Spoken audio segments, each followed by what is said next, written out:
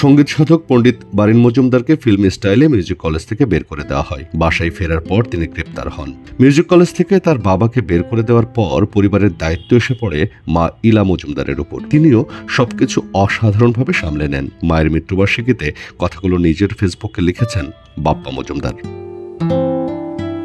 এই মুহূর্তে বাপ্পা মজুমদার আছেন কানাডায়। সেখানকার কয়েকটি অঙ্গরাজ্যে কনসার্টে অংশ নিতে। ৩ মে বাপ্পার মা ইলা মজুমদারের ১৪তম মৃত্যুবার্ষিকী। দিনটিতে বাপ্পা তার ফেসবুকে মায়ের সঙ্গে তোলা একটি স্থির চিত্র পোস্ট করে লিখেছেন, এই দিনে মা চলে গেলেন, আজ ১৪ বছর। কুটির শোনা বলে আর কেউ ডাকবে না। মা গো মা, ভালো থেকো, যেখানেই থাকো, ভালো থেকো অনন্তে। পরের আরেকটি পোস্টে বাপ্পা তাদের জীবনের দুঃসহ সময়ের স্মৃতিকথা তুলে ধরেছেন। সেখানে বাবার কারাবরণ ও মায়ের শক্ত হাতে সংসারের হাল ধরার বিষয়টি উঠে এসেছে। বাপ্পা লিখেছেন, আমার ছোটবেলার সেই প্রিয় মিউজিক কলেজ থেকে যেদিন আমাদের ফিল্ম স্টাইলে রাস্তায় ছুঁড়ে ফেলে দেওয়া হয়েছিল, সেদিনটি আজও আমার স্মৃতিতে জলজল করে। বাবা মিউজিক কলেজের দোতলায়, এলোমেলো চুল, গায়ে সেই পরিচিত কোটটা নেই, টাইটা গলায় ঝুলছে। বাবা আমাদের দোতলা থেকে চিৎকার করে বলছেন, তোমরা যাও, আমি আসছি। তখনকার আমি সদ্য নার্সারিতে পড়ি। একটা রিকশায় তুলে দেওয়া হলো আমাদের। মা ব্যাকুল চোখে তাকিয়ে আছেন বাবার দিকে। দোতলা থেকে ছুঁড়ে ফেলা হচ্ছে আমাদের ব্যবহৃত আসবাব আর সবকিছু। এক রাতে হয়ে গেলাম বাস্তুহারা। বাপ্পা জানালেন, সঙ্গীত মহাবিদ্যালয় থেকে তাদের বের করে দেওয়ার পর মগবাজারের একটি বাসায় ঠিকানা হয় তাদের। সেখান থেকে পরে তাদের নতুন জীবন শুরু হয়। বাপ্পা ফেসবুকে লিখেছেন, মিউজিক কলেজ থেকে বের করে দেওয়ার পর আমাদের আচমকা ঠিকানা হলো মগবাজারের একটি বাসায়। মেজদা ফারুক কাকু আর বাবার কিছু ছাত্র গুণগ্রাহীর সহায়তায় বাবা সেই বাসায় আসার কিছুক্ষণের মধ্যেই গ্রেপ্তার হলেন মিথ্যা মামলায়। কারাগার থেকে বাবা ফিরলেন 18 দিন পর। কাজকর্মহীন মানুষটি হয়ে পড়লেন ভীষণ মানসিক যন্ত্রণায়, চরমতম হতাশার দিকহারা। মা ইলা মজুমদার সব সামলে নিতে পা বাড়ালেন। সংসার বাঁচাতে মরণপণ যুদ্ধে নামলেন সেই অতিমানবী। চাকরি নিলেন ওয়েলস লিটল ফ্লাওয়ার স্কুলে। সব যুদ্ধ জয় করলেন সেই মানুষটি। এক ভয়ঙ্কর যুদ্ধে সব সামলে ধরলেন সংসারের হাল।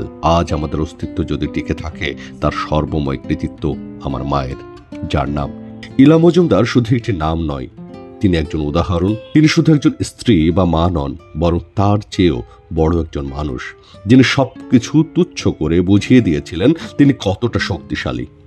তিনি একজন সুপার হিউম্যান। এবং আমি গর্ব করে বলি, আমি ইলা মজুমদারের ছেলে।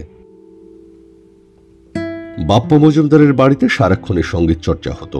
সারাক্ষণে রেওয়াজ করতেন কেউ না কেউ। বড়রা যখন করতেন না, তখন করতেন ছোটরা। 17 সিদ্ধেশ্বরের বাড়িতে থাকতেন সঙ্গীত সাধক পণ্ডিত বারিন মজুমদার ও তার স্ত্রী ইলা মজুমদার, জনপ্রিয় শিল্পী বাপ্পা মজুমদারের মা বাবা। কেমন ছিলেন পণ্ডিত বারিন মজুমদার? দিনে গড়ে 10 থেকে 12 ঘন্টা রেওয়াজ করতেন বারিন মজুমদার।